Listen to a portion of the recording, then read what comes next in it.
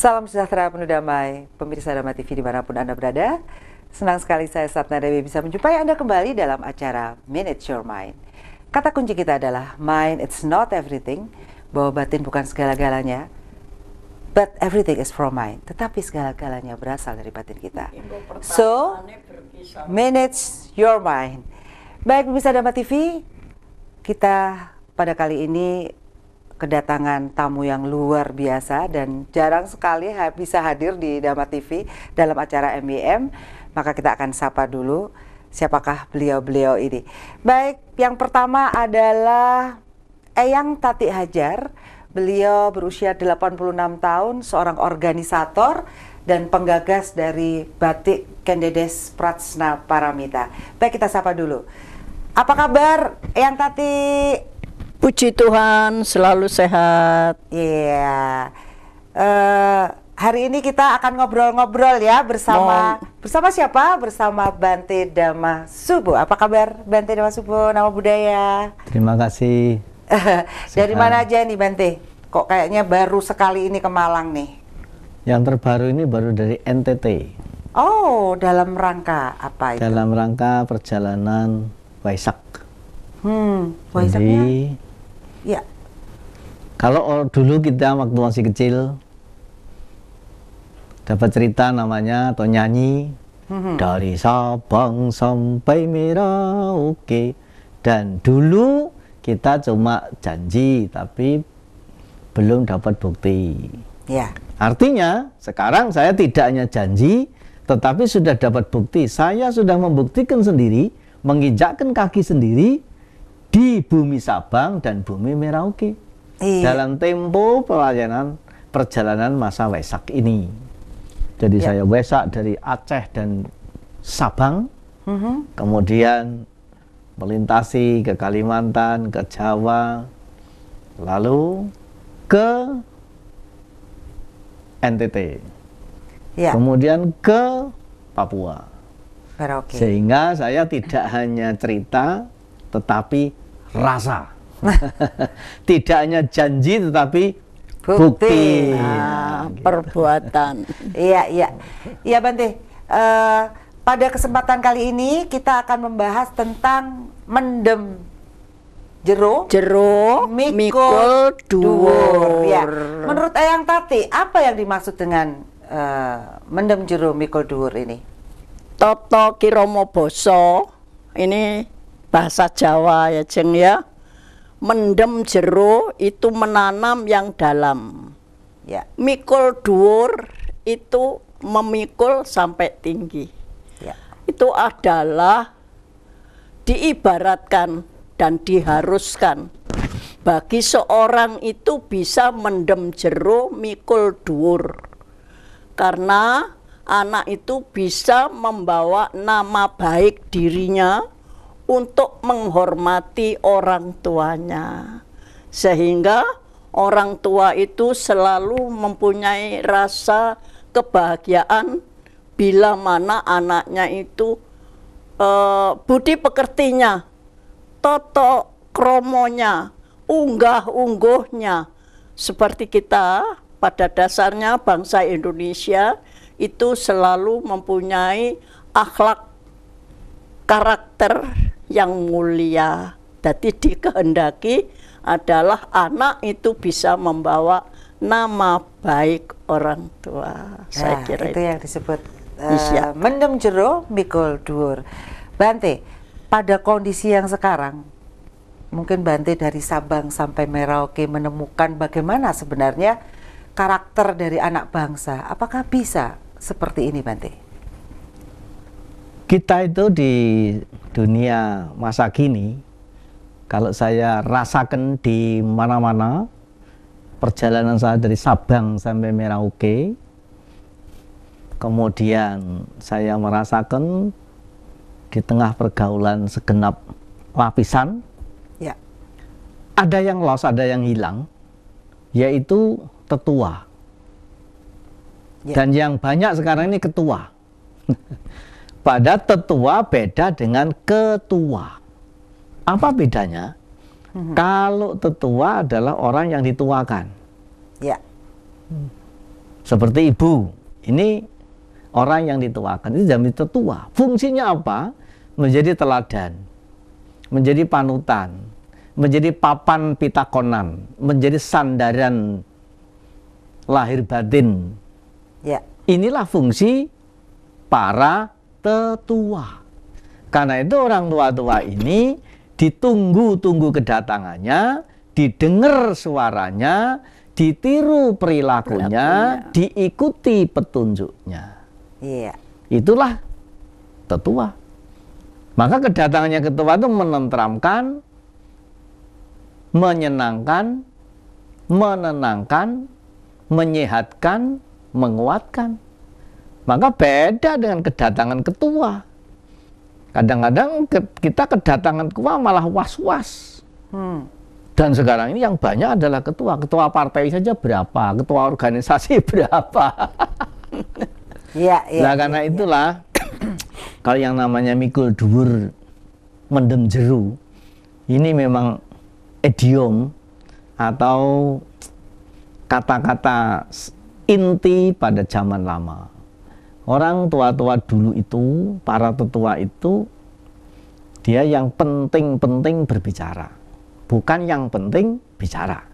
Sekarang ini yang banyak yang penting bicara, sehingga omongannya menjadi tidak penting. Gitu, Bu, kalau orang dulu-dulu itu yang penting-penting berbicara, sehingga pembicaraannya menjadi penting. Sampai ada istilahnya sabdo pandito ratu. Berbobot. Nah, mengapa begitu? Karena orang-orang itu sebelum berbicara dia timbang-timbang, dia pikir-pikir, dia olah dulu sampai menjadi sedap, menjadi enak. Sehingga kita disajikan meskipun sedikit, tapi memberikan daya yang luar biasa. Namanya daya linuwih, namanya sabdo pandito ratu. Dalam bahasa kimia namanya esen. Dalam bahasa Jawa terus namanya biang. Biang minyak wangi, esen minyak wangi, sedikit tapi baunya ngambar-ambar kemana-mana. Esen itu biang. Biang itu misalnya biang ketiak, sedikit tapi bikin mumet orang sak kampung. Lah karena itu yang namanya mikul dhuwur mendem jeru itu esen. Meskipun tidak perlu diterangkan dengan panjang lebar, dulu ketika orang tua memberikan dua kata, satu kata, dua kata, tiga kata kepada anak-anak, itu sudah langsung bisa dimengerti karena ini esen. Ya. Mikul dhuwur mendem jeru. Nak, sing bisa mikul dhuwur mendem jeru. Nah, cuma dua kata. Ya dah? Ya. Tapi itu injih Mbah sendika. Sudah begitu, ndak kaya ngono saiki. Nah, ada lain. Wong urip kuwi sing duwe trap sila. Cuma dua kata, trap sila. Sudah selesai. Injih sendika. Dan nurut. Wong urip kuwi sing sumeleh. Sendika. Gitu. Nah, saiki diomongi panjang lebar kali tinggi dhewean nanti nghabiskan pulsa. Ndak nyantel, Bu. Nah, karena itulah yang dimaksud dengan mikul dhuwur mendem jeru itu sebetulnya bahasa esen, bahasa idiom. Ya. Yang ketika pada zamannya meskipun tidak diterangkan panjang lebar, ini sudah langsung dimengerti. Mengapa? Karena ini sebelum diucapkan dengan satu kata mikul dan kata dua dhuwur, kata ketiga mendem jeru, hanya 4 kata. Tapi ini olahan dari pengembaraan cakrawala dari Sabang sampai Merauke. Proses kehidupan. Nah, makanya sebagai anak yang tadi sudah diuraikan oleh ibu kita, yang namanya anak bisa mikul dhuwur mendem jeru itu mengangkat derajat orang tua dan bisa menutup rapat-rapat segala kekurangan orang tua. Baik di depan anak-anak, di depan keluarga, di mata masyarakat. Bukan kayak sekarang. Karena eranya cukil-mencukil di dunia partai, dunia agama, dunia usaha, dunia segala rupa. Isinya bukan mikul dhuwur mendem jeru, malah dudah-dudah barang sing wis kependem jeru. Ya. Bukan mikul dhuwur, malah banyak yang menjatuhkan sampai ke lembah yang paling rendah. Ya. Rebutan warisan. Nah, itulah. Ya. Jadi itu yang dimaksud mendem jero mikul dhuwur itu artinya mengangkat nama baik, baik keluarga, baik lingkungan masyarakat. Ya, Bante, yang saya ingin tanyakan tadi seperti mendem jero, tidak mengungkit keburukan dari siapapun seperti itu ya Bante. Tapi apakah di situ bangsa ini generasi berikutnya bisa belajar dari kesalahan-kesalahan itu? Seharusnya belajar. Kalau mau menjadi bangsa yang maju, adalah harus mau belajar dari pengalaman. Ya. Karena masa ini ada 3, masa lalu, masa sekarang, dan masa yang akan datang. Ya. Masa lalu itu menjadi pelajaran. Ya. Hendaknya tidak diulangi lagi. Kalau itu tidak baik. Masa depan itu menjadi harapan, menjadi cita-cita, menjadi moto, menjadi target. Nah, kalau kita sudah tahu dari masa lalu dan masa depan, tidak boleh terlalu lama di masa lalu dan masa depan, tetapi harus segera kembali ke masa kini untuk action. Ya. Inilah yang dimaksud. Apakah bangsa ini bisa belajar? Ya. Persoalannya bukan bisa atau tidak bisa, boleh atau tidak boleh, mau atau tidak mau. Iya, baik, baik. Yang saya ingin tanyakan, jikalau ditutupi, apakah kita bisa belajar? Karena kalau ditutupi kita jadi nggak bisa belajar dari masa lalu. Nanti kita bahas lagi ya. Baik pemirsa Dhamma TV, menarik sekali untuk kita bahas bagaimana sebenarnya karakter bangsa kita ini sesungguhnya. Jangan kemana-mana, kita akan ketemu setelah yang satu ini. Baik pemirsa Dhamma TV, masih bersama saya Sapna Dewi dalam Manage Your Mind, dan tentunya narasumber kita yang luar biasa, Bante Dhamma Subbo dan Eyang Tati Hajar. Baik pemirsa Dhamma TV, tadi kita nanya, yang saya tanyakan sama Bante Dhamma Subbo, kalau dipendam jero, ditutupi kabeh, terus anak bangsa belajarnya dari mana? Faktanya sekarang kebobrokan yang zaman dulu, Orde Baru, itu diudal-udal seperti saat ini. Dan apakah itu perlu untuk kita belajar, untuk tidak kembali lagi ke masa-masa yang seperti itu? Orang memang begitu. Ini yang sering saya katakan, setiap orang ada zamannya, setiap zaman ada orangnya. Ya. Nah, tetapi kalau kita mau belajar yang namanya belajar masa lalu, kita bercita-cita untuk masa depan, masa lalu itu harus dijadikan bahan inspirasi, motivasi, dan dijadikan pelajaran. Taruhlah misalnya zaman Orde Baru yang EGO-nya adalah Pak Harto. Apakah Pak Harto seburuk itu? Kalau kita lihat dengan jelimet pasti ada baiknya kok. Hanya kadang-kadang kita itu kan tidak mau jujur dengan dirinya sendiri, sehingga kita itu tidak mau lugas. Coba kalau kita jujur, Mas, saya sering mengatakan, cobalah kita itu melihat dengan mata hati. Sedangkan mata ini kan banyak. Misalnya ada mata hati, ada mata hari, ada mata kaki, ada mata-mata, ada mata daging, ada mata dewa, mata kucing. Mata kucing. Lalu itu apa? Setunggal malih, Bu. Mata keranjang. Keranjang iki. Mata hati itu artinya kenapa hati? Ya. Makanya zaman dulu ada namanya agama Buddha Budi Moto Siji, dan itu hilang selama 500 tahun kira-kira akan kembali lagi. Ya. Nah, agama Buddha Budi, Buddha artinya lugas, Budi artinya budi pekerti atau tidak tanduk. Nah, Moto Siji artinya mata hati. Nah, karena itu cobalah kita melihat sesuatu dengan mata hati. Kalau bahasa saya bukan mata hati, bahasanya ibu ini. Jadi para tetua mengatakan mata hati. Tapi bahasa saya yang sering saya pakai adalah mata dhamma, frame kesunyataan produk alam. Wah, itu serem itu. Ini. Gimana Bante? Tapi ini kalangan sana, kalau kalangan desa ya udahlah mata hati aja. Kalau kita mau melihat dengan mata hati, melihat dengan jujur, Cobalah lihat sesuatu itu dari semua sisi. Yeah. Kalau sudah dilihat dari semua sisi, hasilnya atau buahnya nanti kesimpulan, bukan keputusan. Mata dua ini, bahkan mata empat ini hanya keputusan. Dan kalau keputusan sering berlaku untuk sepihak, tidak berlaku untuk kedua belah pihak, apalagi semua pihak. Contohnya PHK, pemutusan hubungan kerja. Itu kan yang diuntungkan perusahaan, bagaimana yang dipecat. Ya. Putus cinta. Oh, bagaimana ditinggalkan, tidak kecil-kecil itu. Ya, bunuh diri. Bunuh diri. Maka itu tidak biasa. Kesimpulan cinta kan tidak ada. Ya. Kesimpulan kerja tidak ada. Nah, tapi kalau kita sudah membahas sesuatu, misalnya kita membuat paper, membuat makalah, membuat skripsi, kan mesti ada kesimpulan. Nah, kesimpulannya setelah dilihat dari semua sisi.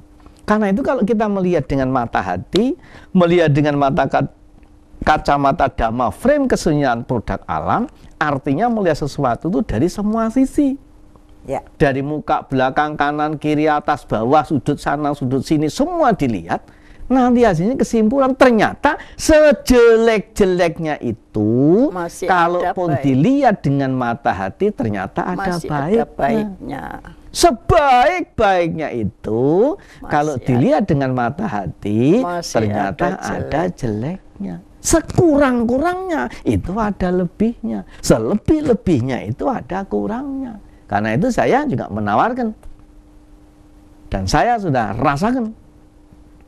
Saya berpikir setiap orang yang saya jumpai pasti mempunyai kelebihan yang saya tidak miliki. Saya ketemu ibu, wah ini berlebih-lebih ini. Usianya, wawasannya, pengetahuannya, pengalamannya hebat. Mungkin 1000 kali dari saya. Matur nuwun. Begitu ini penjenengan. Nah, ini ya orang hebat. Nah, dengan begitulah. Makanya kalau kita mengkritik misalnya Orde Baru. Orde Baru juga ada baiknya. Ya. Kebijakan politik misalnya. Dulu semua dibuatkan controlling satu pintu.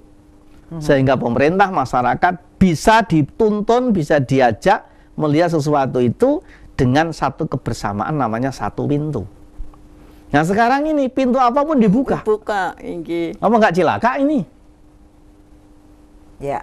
Nah, karena itu ya mari sebetulnya yang baik-baik ya boleh itu dipakai. Diambil, ya. Yang tidak baik itu yang harus dipendem jero. Jero. Jadi kalau kita mikul dhuwur mendem jero tokoh lah. Taruhlah para tokoh, para orang tua. Orang tua kita juga ada jeleknya banyak mungkin. Tapi kebaikannya juga lebih banyak. Ya. Baik, jadi yang dipendem adalah sesuatu yang buruk tetapi setelah diambil pelajarannya seperti itu ya, Bante, kira-kira begitu ya. Baik, mungkin Ayang Tati ada pertanyaan untuk Bante. Saya mau bertanya ya, dengan adanya menapa wewaleripun saking Ki Hajar Dewantara menika lak wonten ing ngarsa sung tulodo, ing madya mangun karsa tutwuri handayani. Nah, menika ning kathah-kathahipun sak menika piantun sepuh menika mboten dados tulodo. Sok-sok sami-sami umpami sak menika HP kemawon Bante putra pami sak menika. Tati dalem sepisan, tati dalem tati iya tak mangaten iki lajeng mangke menawi sampun iya wis ora usah menika mboten dipun paringi malih pelajaran kowe iki nek anu ngene mboten dados menika kados pundi sak menika supados lare menika mboten nun sewu dengkal nggih iya sampun terus kemawon mboten nate samna tumandang enggal menika mboten wonten kados pundi menika. Lah menika ingkang kula aturaken sak menika itu yang banyak ketua bukan tetua. Lah bedanya kalau wong tua itu tuwuh pemikiran yang bijaksana. Makanya jarwo dosoke wong tuwa, artinya anggere metu ana sing nggawa, diundang rono, diundang rene, dihormati rono, dihormati rene, ngaten ta? Makanya jenenge wong tuwa, kono golek ngene wong tuwa, kono sowan ngene wong tuwa, kono njaluk tutur sembur ngene wong tuwa, kan ngoten to riyen niku. ning Tur- sok-sok tur dipun sembung. wastani bawel. Lah sakniki sing kathah niku wong tuwek. Lah, Wong tuwa beda le tuwek. Wong tuwek niku nek metu mewek. ya iki mewek. Nah, Bawel. Ya wong tuwa bawel. lah pramila menika kados Disebutkan kala wau. Ki Hajar Dewantara nuwuhaken anu mewaler menapa bawaler. nggih. Nggih. Ing ngarsa sung tulodo, Dados ing madya mangun karsa, tutpuri handaya. handayani. Wawaler itu apa? Wawaler. Banyak yang enggak tahu wawaler. Wawaler itu Kados dene aturan, aturan. undang-undang, Aturan. pager, wewaler, angger-angger. Bahasa aslinya itu sila. Inggih. Jadi kalau ada Oh. Pancasila itu ada 5 angger-angger. Sampun menika. Nah, gitu artinya itu. Angger-angger. Jadi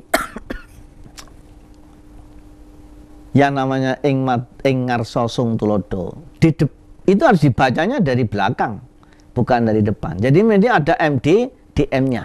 Nah, jadi ada menerangkan dan diterangkan, begitu. Ya. Artinya ing ngarsa itu di Sung depan, memberi Teladan. teladan memicok. Ngene lho Le. Nah, ing madya mangun karsa. Di tengah-tengah itu membangun kehendak, membangun kemauan, membangun cita rasa untuk mau bertindak. Ing tutpuri handayani. Lah orang tua yang sudah memberikan 2 poin tadi, yang ketiga ya jangan bawel. Nggih, Nah, dorong. itu artinya mendorong, mengamati, kaya dene yang menggembalakan, kalau salah nduk. Nah, ndak orang ngono ya. Baiknya begini loh. Itu yang dimaksud ing ngarsa sung tulodo, ing madya mangun karsa, tutpuri handayani. Di depan sebagai orang tua yang sudah Memberi lebih contoh. dulu memberi contoh. Ya. Dan contoh lebih baik daripada perintah. 1000 kali kata memerintah masih lebih baik 1 kali berkata dan bertindak memberikan contoh tindakan nyata. Iya. Betul itu. Tapi sulit ternyata di zaman sekarang ya yang Kati. Dikatakan jadul. Jadul nanti to penjam Zaman midanget dulu. jadul. Zaman dulu. Ning Kuno. mboten mangertos. Tapi kowe ngerti nduk, iso dadi saiki mergo Lah, wong kuno. inggih menika. Nah, gitu. Lah kadang-kadang orang tuanya sendiri juga sudah tidak mampu Inggih, mboten mampu. memberikan tuntunan, memberikan wejangan, memberikan tauladan buat anak-anaknya. Makanya kalau orang tua bisa memberikan kepastian kepada anak-anak meskipun di zaman yang sudah paling kini banyak kok keluarga yang masih harmoni. Saya juga melihat, saya juga termasuk bawel Inggih. kalau bergaul dengan para Terus keluarga. kemawon. Iya. Iya. Niatipun namung menapa kangge suri toladan kala Nah, wau iya. iki. Iya. Baik. Baik, sebentar kita akan lanjutkan. Iya. Baik, pemirsa Dhamma TV, ternyata banyak sekali intisari yang kita dapatkan dari beliau-beliau ini di sini. Maka jangan kemana-mana, ada pembahasan yang berikut. Baik, pemirsa Dhamma TV, salam jumpa bagi Anda yang baru saja memutar channel Dhamma TV. Dan mungkin Anda berada di Jombang, di Madiun, di Kediri, dan tentunya di Malang Raya. Dan MYM kali ini sangat menarik karena kita membahas hal-hal yang dalam intisari dari kehidupan, terutama sepertinya dari masyarakat Jawa. Baik, ini ada cerita di dalam wayang. Ini kebetulan kalau saya nggak salah, Bante ini juga putra seorang dalang, putune dalang, buyutnya juga dalang ya Bante. Nah, mungkin sedikit bercerita nih intermezzonya bagaimana beliau ini kok bisa jadi biku, kok nggak jadi dalang juga nih ya. Ini mungkin Bante bisa cerita sedikit Bante. Saya ingat loh ceritanya ini. Nanti kita akan Ya. bahas di wayang itu ada apa. Sebentar Bu Sada, saya tak cerita ya. Kalau rumin, kalau dulu Ya. ini anak-anak kan dengarkan dengan dalangipun melebet saestu. Rikala masih waktu saya kecil itu selalu diminta dengarkan wayang. Lah sakmenika monggo mbok bilih nun sewu barangkali nanti bisa kita adakan dalang-dalang itu memberikan wayang itu dikembalikan lagi kados pundi Bante. Ini juga udah dalang nih sekarang. Dalang kerusuhan. Dalang kerusuhan. Iki sing akeh wong Jawa sing duwe. Dahulu itu wayang itu kan jadi tuntunan. Nah, sekarang ini wayang jadi tontonan. Nggih. Ya. Kenapa wayang menjadi tontonan? Nah, karena sudah kehilangan esen tadi. Esen itu pesan-pesan yang diberikan oleh Pak Dalang. Jadi Dalang itu ngudal piwulang. Nah, sekarang karena wayang ini sudah, menurut saya ini sudah bergeser dari relnya. Kalau tidak boleh dikatakan menyimpang, itu bergeser. Nah, sekarang kalau sepur kereta api, dia sudah punya jalan sendiri namanya rel, Bu. Selama kereta api itu berjalan di atas rel, kemanapun dia aman. Mempunyai daya angkut yang begitu luar biasa dan hemat. Ya. Itulah ketika transportasi kereta api. Tetapi ketika kereta api itu menyimpang dari relnya, anjlok jadi relnya, macet. Keluar dari relnya, nabrak-nabrak pasar. Nah, begitulah wayang. Wayang ini menurut saya sudah nggak semua berada pada relnya. Yang paling menyedihkan, Bu, wayang ini kan ibarat kalau zaman dulu sing maha kuwasa sak jagate pakeliran. Kaya sing maha kuwasa kae. Nah, apa kata dalang itu didengar? Apa kata dalang itu diperhatikan? Dan dalang tidak sembarang omongan. Karena wayang ini yang ditampilkan ada tataran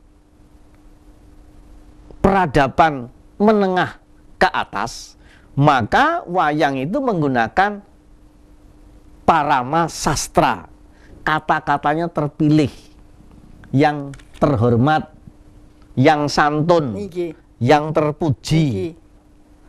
Dalang ora patut dan tidak akan memilih kata-kata yang vulgar, yang saru, apa meneh purno parane rono. Wah, itu tidak akan jadi. Itu bisa ketelah. Nah, tapi sekarang ini dalang itu sudah kehilangan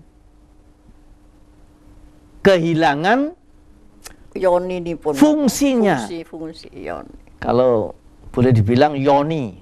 Yoni ini pun. Contoh, Bu, sekarang ini kalau wayangan ada bintang tamu, sinden dan dagelan. Kemudian dagelan dan sindennya itu ngadeg jogetan di sampingnya dalang. Kadang-kadang dalang dibokongi karo dagelane, dibokongi karo sindene. Lah ngono dalangnya malah bangga. Dibokongi, dikentuti kalau bangga. Hanya hitungan duit. Nah, itulah yang wayang kehilangan daya tangkal. Ya, jadi gambaran ya, jadi ditiru ya. Wayang menjadi kehilangan daya tangkal, menjadi pendidik kehilangan daya didik spiritual dan moral masyarakat. Lalu sekarang ini kalau orang nonton wayang yang ditunggu bukan dalangnya, tapi ya dangdutane, jogetane, kan begitu. Nah, itulah, Bu. Makanya kalau ini memang sudah menjadi kesepakatan kita bersama untuk mengembalikan kepada peradaban yang mulia, salah satunya wayang, ya mestinya perkumpulan dalang-dalang wayang itu berbicara dan berpikir mengembalikan kereta api itu pada relnya. Gitu ya. Itu maksudnya. Ya. Ya, Bante. Ini juga ada pemikiran di mana anak muda sekarang sudah jauh sekali dari wayang karena bahasa itu tadi. Kita juga tidak terbiasa karena sudah ada televisi seperti itu ya. Mungkin sinetron-sinetron itu yang memberikan gambaran tentang baik dan buruk. Tapi kalau melihat sinetron Indonesia, sing apik iku yang buruk itu jahat-jahat banget, yang baik itu saking apike sampai dikuyo-kuyo seperti itu. Bahkan yang jahat kalau sudah mau mati baru tobat seperti itu. Itu gambaran sinetron yang ada di Indonesia yang kita lihat. Tidak ada kebijaksanaan kalau yang saya lihat. Ini ada pendekatan Bante. Menurut Bante bagaimana? Ketika kita ingin mempersingkat hanya untuk supaya anak-anak sekolah itu tertarik kembali dengan membuat wayang 1 jam 2 jam saja. Mungkin Bante sebagai keluarga dalang bisa memberikan masukan kepada kita, apa sih yang kira-kira ingin disampaikan? Intisari apa yang ingin disampaikan? Yang penting sekali. Kalau kita berbicara ini sudah mengarah pada metode penyampaian. Ya, metode penyampaian memang. Ya, metode penyampaian apapun isinya, ini kan berbicara metodenya. Ya. Wayang itu kan menjadi media dulunya, itu menjadi mediasi untuk menyampaikan pesan. Nah, di dalam menyampaikan pesan itu ada rumusnya, Bu. Nah, rumusnya itu yang pertama rumus materi. 60%, 30%, lalu 10%. Nah, ya.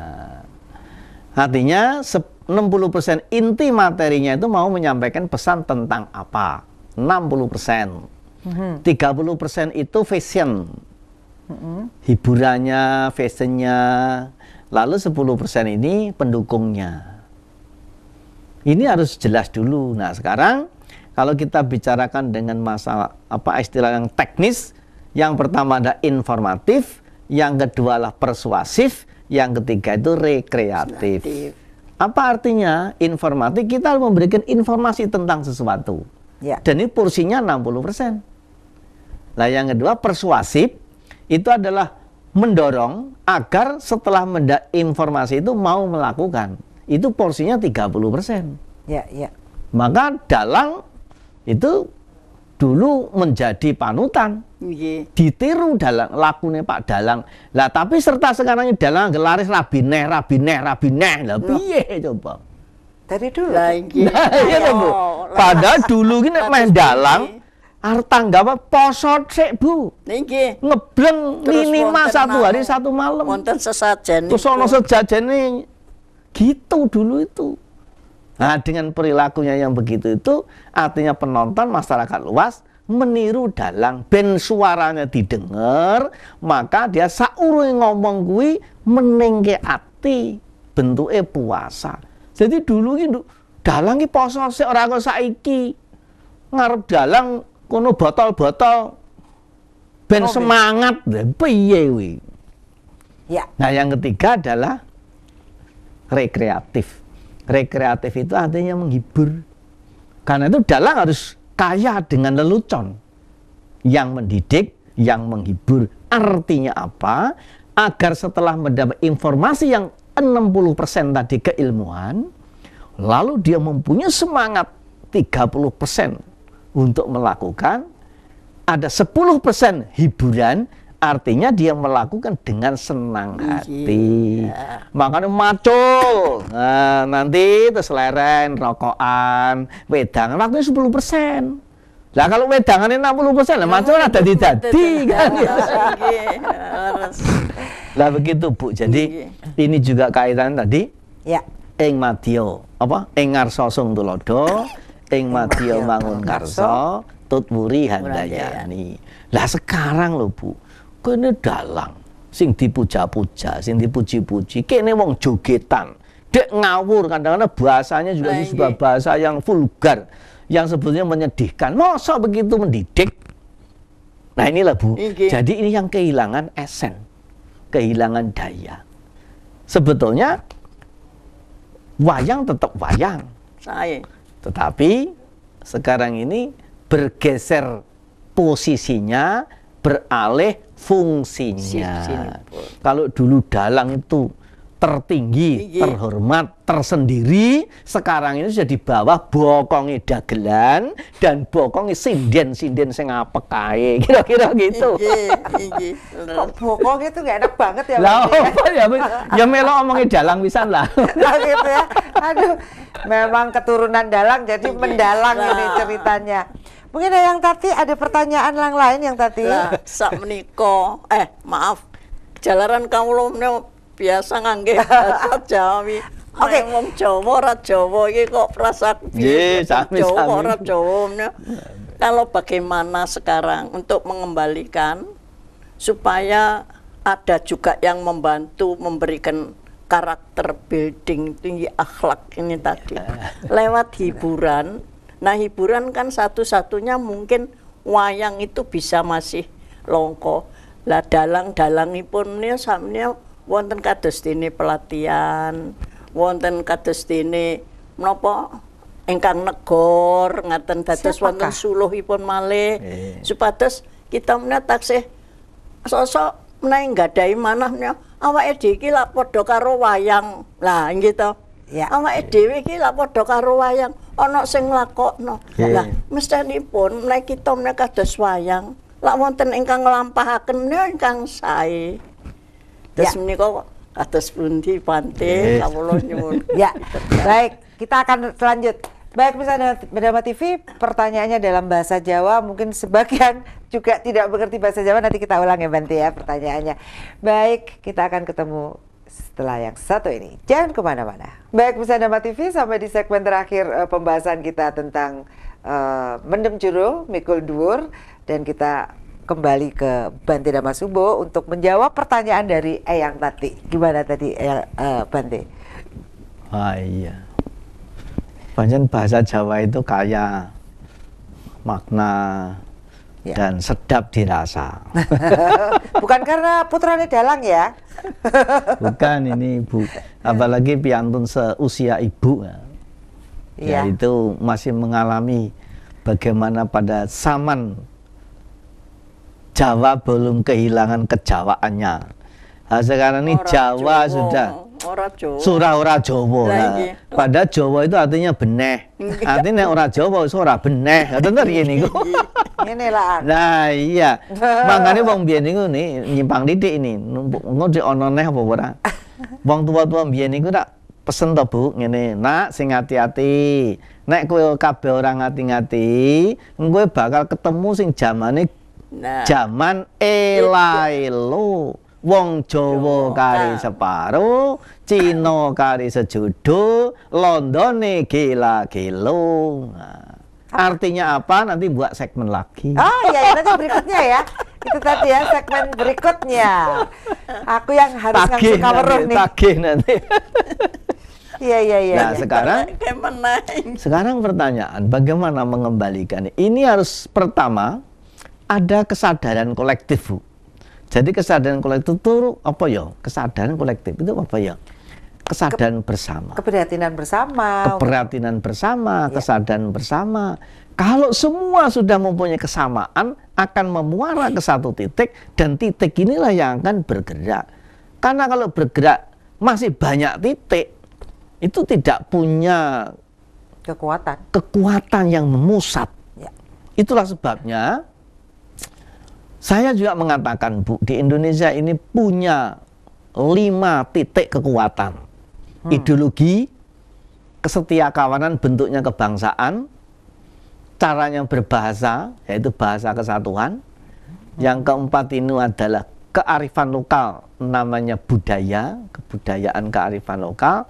Dan yang kelima ini taat spiritual. Ketika bangsa Indonesia tidak tercabut dari 5 pilar ini, wah, Indonesia mercusuar dunia. Itu Indonesia. Tetapi kalau dari salah satu ini ada yang tercabut, artinya sudah bolong pager-pageri, bolong wawaleri, bolong angger-anggeri. Nah, salah satu budaya. Budaya ini ada budaya makan, budaya tari, budaya seni, budaya pakaian.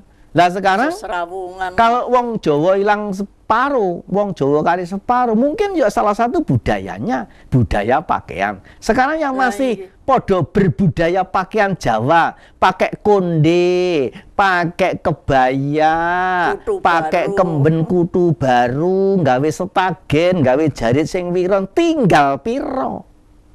Nggak ada. Nggak ada. Nah, itulah cuplian ini bocoran untuk yang akan datang. Ya. Jadi harus kita kembalikan kalau sudah jadi kesadaran kolektif. Kesadaran kolektif itu mengarah ke satu titik. Lah sekarang kalau satu titik ini isinya sama dari kumpulan kekuatan, apa ndak menggelegar? Ya. Nah itu persoalannya. Makanya dulu Bung Karno membangkitkan nasionalisme. Ya kita harus punya satu ideologi namanya Pancasila. Lalu pemuda-pemuda yang berkumpul dari berbagai penjuru, dia datang tidak diundang. Ya. Zaman itu. Sampai menyatakan satu nusa, satu bangsa Indonesia. Satu bahasa Indonesia. Ketika masing-masing masih berbicara sendiri-sendiri, kelihatannya banyak. Tetapi itu ya. Makanya dengan teori yang sekarang ini banyak termasuk multi partai, wah itu malah jadi begitulah kira-kira. Nah, itu kalau nanti sudah kesadaran kolektif, ibu ini mengeluh tentang anaknya, bapak ini mengeluh tentang anaknya, tonggo ini mengeluh tentang anaknya, sini mengeluh tentang anaknya. Kalau ngerumpi di satu perkumpulan, masalah ya apa toh Mbak? Masalah Bu, ayolah kita bareng-bareng mencari solusi. Kalau sudah begitu, nah, nanti kita akan kembali punya kekuatan menuju ke satu arah. Persoalannya sekarang ini, yang sering saya katakan mungkin juga di Dhamma TV ini, kita sampai pada zaman yang dibawa-bawa, didorong-dorong ke jalur ganti budaya dan alih teknologi. Padahal kita punya budaya adiluhung, kita punya teknologi yang belum ditemukan rahasianya oleh ilmuwan dunia sampai saat ini. Apakah itu? Misalnya pembuat keris. Ya. Keris dari zaman dulu itu sudah diuji materi bagaimana orang tua-tua namanya Empu Supo. Mbawe keris kok dipijeti. Nah, dan itu real, itu ada materinya. Adanya di mana? Di Jawa. Berarti bangsa Jawa ini zaman dahulu sudah mencapai tingkat pengetahuan, pengalaman yang begitu tinggi. Itu ditinggalkan geledak begitu saja. Ini sampai kalian batik. Nah, sama nggak budaya. Kita sudah mempunyai budaya yang diluhung. Apa budaya yang mengungguli dari semua budaya? Adalah budaya hormat. Budaya puja. Dulu itu apa saja dihormati. Dan orang bisa menjadi terhormat kalau dia bisa menghormati. Orang bisa jadi mulia kalau dia bisa memuliakan orang lain. Kalau dia sendiri tidak bisa memuliakan orang lain, jangan mimpi. Mimpi saja jangan bisa jadi orang mulia. Nah sekarang ini budaya puja, yang bentuknya sajen misalnya, kaya cok bakal di mana-mana, itu dihilangkan, di-skip, dihapus. Akhirnya kehilangan budaya puja. Dahulu ketika belum kehilangan budaya puja, jangan ke sesama manusia. Dunia sekitarnya dihormati Bu. Lewat neng pohon gede, neng pohon ringin, permisi Mbak, nuwun sewu putune badhe liwat. Ngaten ta biyen niku. Lah saiki mboten. Wis bablas ngono, mangkane kebun-kebun, pohon-pohon ditebangi tal.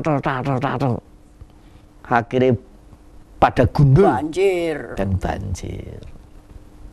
Nah, kalau itu sudah menjadi kesadaran kolektif, apa toh yang hilang? Apa toh kok menjadi begini? Kalau sudah menjadi kesadaran kolektif, nanti akan melakukan yang sama. Nah, misalnya kalau saja kita sudah sadar bahwa hutan gundul mengakibatkan banjir, marilah kita menanam pohon.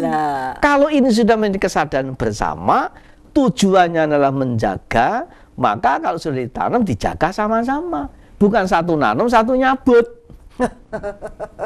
Kan begitu. Satunya ditangkap korupsi, yang satunya korupsi juga. Nah, mono terus.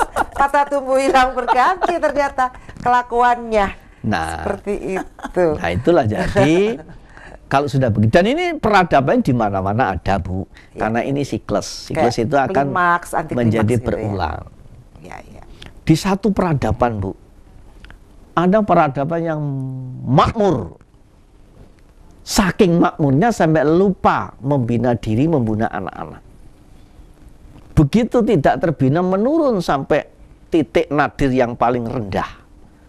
Zaman sudah kacau, kehilangan segala-galanya. Dari situ kesadaran kolektif muncul. Lalu ada gerakan massal tentang pembangunan budi pekerti. Dia tidak berbicara materi, dia tidak berbicara masalah batin, tapi berbicara masalah budi pekerti manusia. Dan akhirnya itu berhasil melahirkan satu sistem peradaban yang teratur, yang rapih, dan itu terbukti, teruji manfaatnya dalam tata kehidupan masyarakat hingga melintasi batas-batas zaman. Itu kalau ada kesadaran kolektif. Ya. Inggih. Berarti segala sesuatu harus mencapai klimaksnya dong, Bante. Kalau enggak ya wis gimana? Ada perubahan Kak? Makanya bencana itu diperlukan. Betul, Dibuat betul. kita sendiri yang membuat. Ya, bencana itu diperlukan. Persoalan itu diperlukan. Ya. Persoalan memang nggak enak. Kayak amonia. Amonia itu sedikit tapi baunya ora enak. Tapi ingat, amonia ini bisa membuat subur tanaman. Ya. Nah, dalam kehidupan itu butuh masalah. Masalah itu sedikit tapi tidak enak.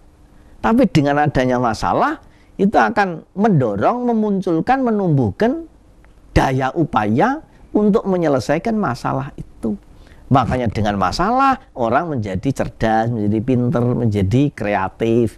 Itulah sebabnya di sekolah-sekolah ini selalu ada soal yang disodorkan kepada murid. Tapi murid paling takut dengan soal ujian. Lah kalau mau mudah kompromi, wani piro semua lulus. Wow. Ya dong? Dan itu bukan rahasia umum. Makanya sekarang ini sekolahnya tinggi-tinggi tapi kepintarannya rendah. Budaya ini pun ada. Ya dong? Betul. Begitu dan seterusnya. Nah karena itu soal dibutuhkan dalam kehidupan. Anak-anak yang manja biasanya dia akan menjadi sumber bencana. Ya. Tapi anak-anak yang ditempa, dia akan menjadi dewasa kencana. Dan akhirnya bisa mendem jero mikul dhuwur. Anak-anak yang berbakti. Baik Bante, Eyang Tati, waktu juga yang memisahkan kita. Dan tentunya ini adalah pembicaraan yang sangat dalam karena esensnya kita dapat dari beliau-beliau ini yang telah mengalami proses kehidupan. Tentunya Eyang telah banyak sekali mengalami proses dalam kehidupan saya, banyak belajar dari Eyang dan menjadi pembimbing saya. Makanya sekarang ada yang namanya Karang Werda, tempatnya berkumpul orang-orang tua. Baik. supaya bisa memberi teladan pada anak cucunya. Oke. Karena itu jangan dinamakan orang tua, Bu. Dalam Harus dibeli brand baru yang Nah, indah. apa itu? Namanya Nona Senja. lah sak Nana menika Senja. putune HP-an mbayo melu melu sinetronan gitu Bante. Baik, saya tutup dulu ya. Acara ini nanti kita akan ngobrol lagi di segmen yang lain lagi. Baik pemirsa Dhamma TV, tentunya hal yang menyenangkan sekali kita bisa mendapat banyak sekali pencerahan, pituduh atau pituduh itu menuduh. Nah, tuduh itu pemberitahuan. Nah, yang beda menunjukkan mana duduk. Nah, tuduh. pituduh. Nah. Iya, waduh saya dikoreksi nih.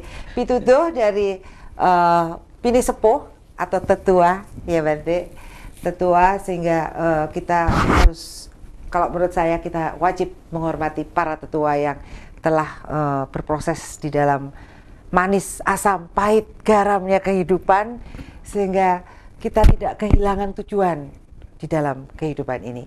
Baik pemirsa Dhamma TV, semoga kita semua bahagia mendengarkan pitutuh pada hari ini. Dan tentunya saya, Satna Dewi, berserta kru Dharma TV mengucapkan banyak terima kasih. Dan kata akhir saya, semoga semua makhluk hidup berbahagia.